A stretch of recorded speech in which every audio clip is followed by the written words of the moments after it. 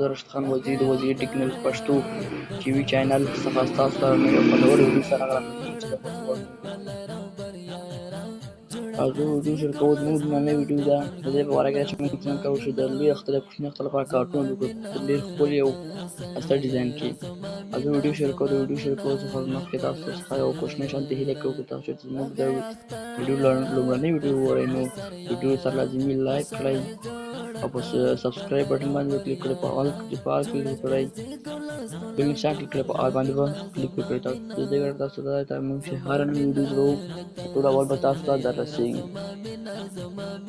موضوع ویډیو شیر کولو لپاره به تاسو راشئ دغه یو اپلیکیشن هم ډاونلوډ کړئ چې دې لینک به تاسو ته ما په ډسکرپشن کې اچولی وي یا په پلی سټور څخه هم ډاونلوډ شوی لینک پلی سټور ته لاړ شئ، په سرچ کې ولیکئ عید مبارک، هغه به شئ په دې باندې به کلیک کړئ، په کریټ ډي پي باندې به کلیک کړئ.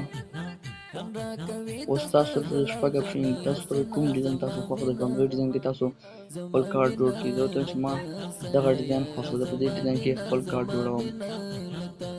ته به راشئ په سر کې تاسو ته یو اپشن درکوي انټر یور نیم، په دې باندې به کلیک کړئ. دا به تاسو خپل نوم ورکړئ، تاسو خپل نوم ورکوم، ما خپل نوم ورکړ.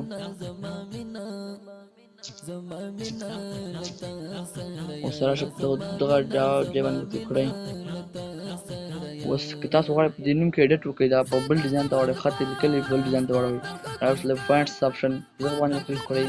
دا وهئ چې هر ډول کلیک کولو سره تاسو ته نوې اپشن درکوي، نوی ډیزاین. بیا زه کلیک وکړم، ما دغه ډیزاین ته پرېږدم. اوس که تاسو غواړئ چې دغه ډیزاین زما خوښ نه ده، فرینس دلته راشئ، په دغه فرینس باندې کلیک کړئ. دا ډیزاین یې بدلولی هم شئ، مثال خبره دغه ډیزاین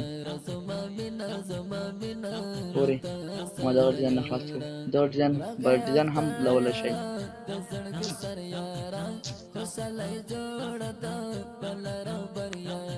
اوس تاسو که غواړئ دغه عکس بدل کړئ، مثال دغه یو عکس ورکړئ، تاسو غواړئ چې عکس بدل کړئ، د دې لپاره به راشئ تاسو په لاندې برخه کې ګالري اپشن ده، په دې باندې به کلیک کړئ.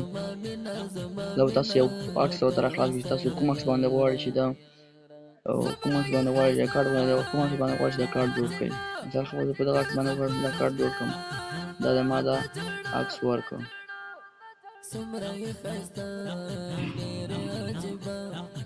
اوس د دې ثبت کولو لپاره به تاسو راشئ په دغه سیف بټن باندې به کلیک کړئ، د اخر برخه کې سیف بټن ده، په دې باندې به کلیک کړئ. دا عکس به زموږ ګالرۍ ته ثبت شي.